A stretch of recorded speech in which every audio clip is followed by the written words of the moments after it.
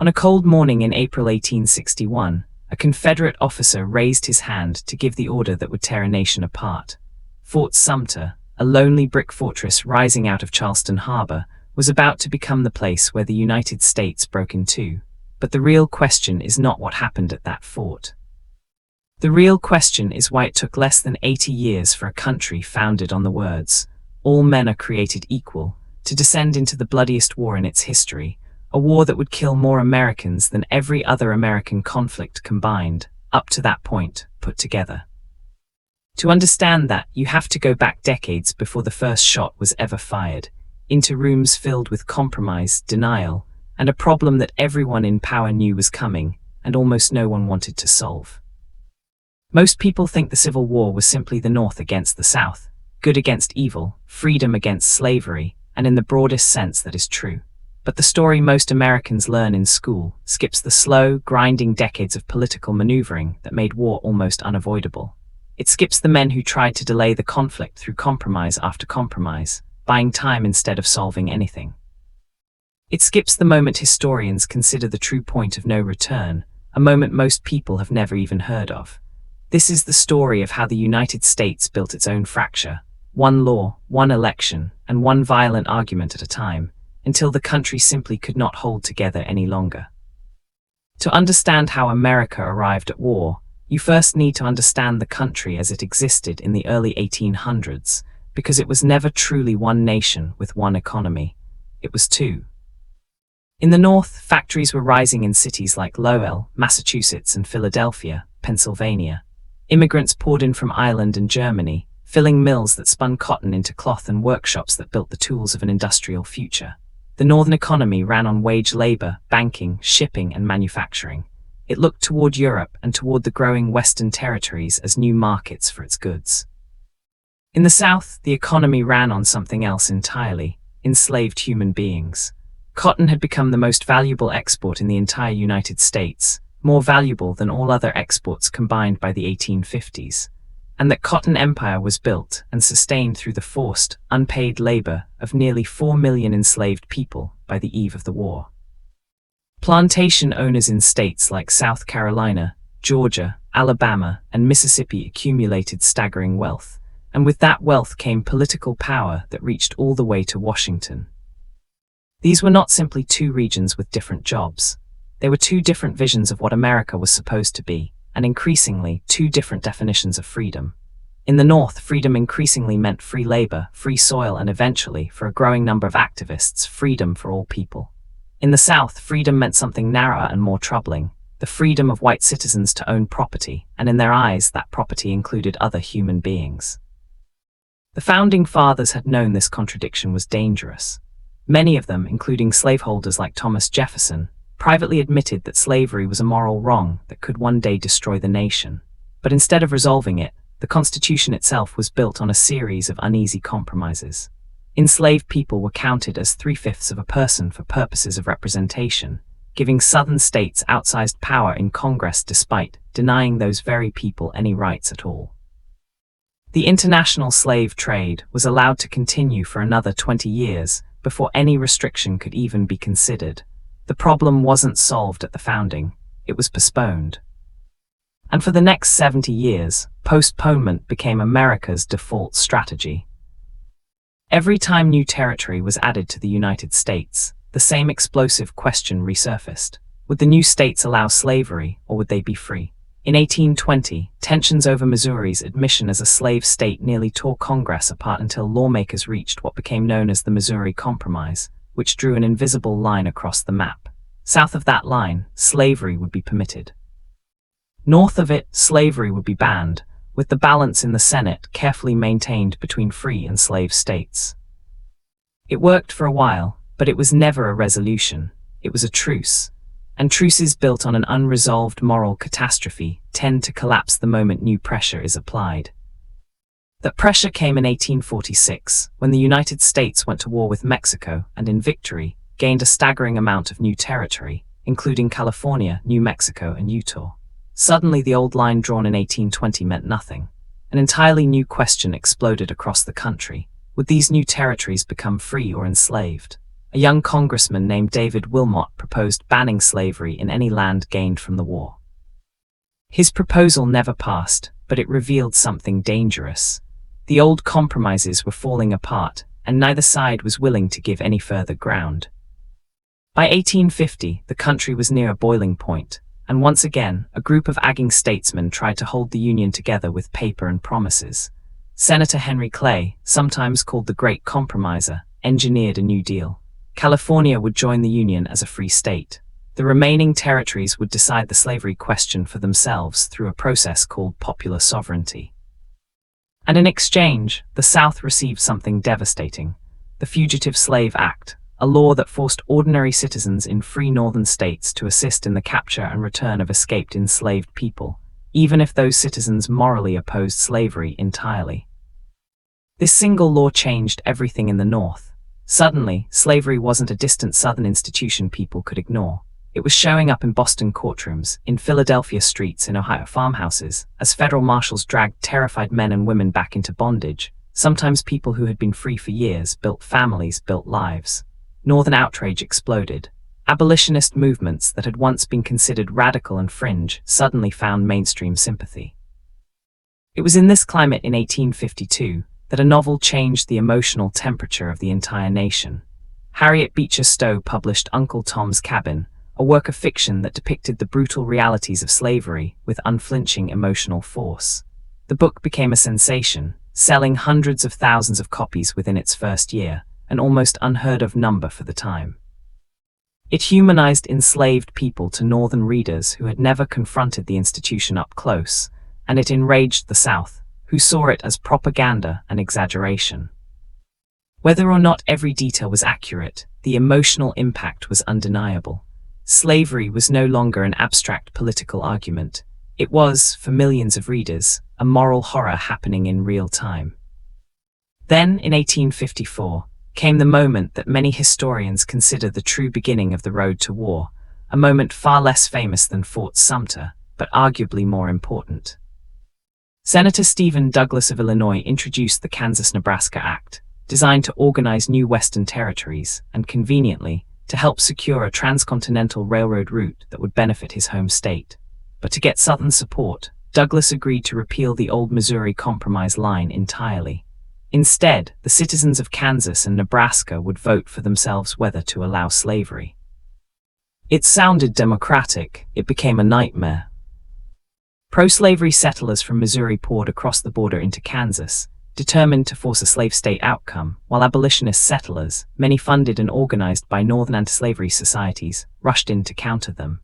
Two rival governments were formed, two rival constitutions were written, and soon actual violence erupted: gunfights, arson, and massacres, so brutal that the territory earned a grim nickname that stuck in the history books: Bleeding Kansas.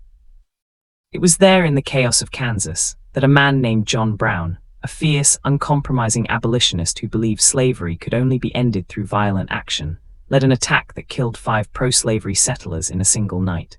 To abolitionists, some considered him a prophet willing to spill blood for justice. To the South, he was proof that Northern fanatics wanted nothing less than a war against their entire way of life. It was a preview of the nation's future, years before the nation's future officially arrived. Meanwhile, back in Washington, the political system meant to prevent violence was collapsing from within. The old Whig Party, unable to hold together its pro- and anti-slavery factions, disintegrated entirely. In its place rose a new political party in 1854, built specifically around opposition to the expansion of slavery into new territories, the Republican Party. And in 1857, the Supreme Court made an already volatile situation catastrophically worse. In the Dr. Scott decision, the court ruled that Black Americans, whether enslaved or free, could never be considered citizens of the United States, and that Congress had no constitutional power to ban slavery in any territory at all. For Southern slaveholders, it was a legal triumph. For the North, it confirmed their worst fear, that the institution of slavery was not simply tolerated by the federal government, but actively protected and expanding by judicial force. 2 years later, in 1859, John Brown resurfaced with a plan far more dangerous than anything he had attempted in Kansas. He led a small group of armed men in a raid on the federal armory at Harper's Ferry, Virginia, intending to seize weapons and spark a widespread slave uprising across the South. The raid failed within days. Brown was captured, tried, and hanged. But his execution did something his raid never could. It made him a martyr in the eyes of many Northern abolitionists, while confirming in the eyes of the South that Northern radicals were actively plotting armed insurrection against them. Church bells tolled in his memory in parts of the North. Southern newspapers demanded protection from what they now believed was an organized Northern conspiracy to destroy their entire society by force. By 1860, the country had been fracturing for so long that many Americans on both sides genuinely believed war was now inevitable. All that remained was the spark. That spark came in the form of a tall, self-taught lawyer from Illinois named Abraham Lincoln. Lincoln was not, at the time of his election, an abolitionist demanding the immediate end of slavery everywhere. His public position was more measured. He opposed the expansion of slavery into new Western territories, believing it would eventually die out if contained. But to the South, even that moderate position was seen as an existential threat, because containment meant the eventual end of their entire economic and social system. And worse, they feared it meant political domination by a party that had never won a single Southern state's electoral votes. In November of 1860, Lincoln won the presidency without his name even appearing on the ballot in most Southern states. To many Southern leaders, this was proof that they no longer had a political voice in the nation's direction at all. Within weeks, South Carolina made its decision. On December 20th, 1860, it became the first state to formally secede from the United States, declaring in its own official documents that the immediate cause was the election of a president hostile to slavery. 6 more states followed in rapid succession: Mississippi, Florida, Alabama, Georgia, Louisiana, and Texas, each one citing, explicitly and repeatedly in their own declarations, the preservation of slavery as their core reason for leaving the Union. This is a detail many Americans are never taught, and one historians consider settled by the plain text of the state's own founding documents. While issues like federal authority and economic policy played supporting roles in the broader tension, the states seceding first named slavery, again and again in their own words, as the central cause. By February 1861, these 7 states had formed a new nation entirely, the Confederate States of America, electing Jefferson Davis, a former United States Senator and Mexican War veteran, as their president.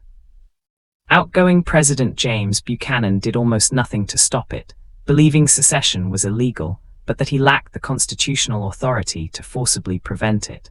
It was a fatal hesitation that left the growing crisis to fester for months, unresolved, while Lincoln waited in Illinois to be inaugurated. When Lincoln finally took office in March 1861, he inherited a nation already broken in half, though war had not technically begun. Several federal military installations in Southern Territory remained under Union control, islands of federal authority inside newly declared enemy land. The most significant of these was Fort Sumter, sitting isolated in the middle of Charleston Harbor, its small garrison running dangerously low on food and supplies. Confederate leaders demanded the fort's surrender. Lincoln refused to abandon it, but also refused to send reinforcements or weapons, only food, hoping to avoid appearing as the aggressor while still holding federal ground. It was a careful, almost desperate balancing act, an attempt to force the South to fire the first shot if war was going to happen at all.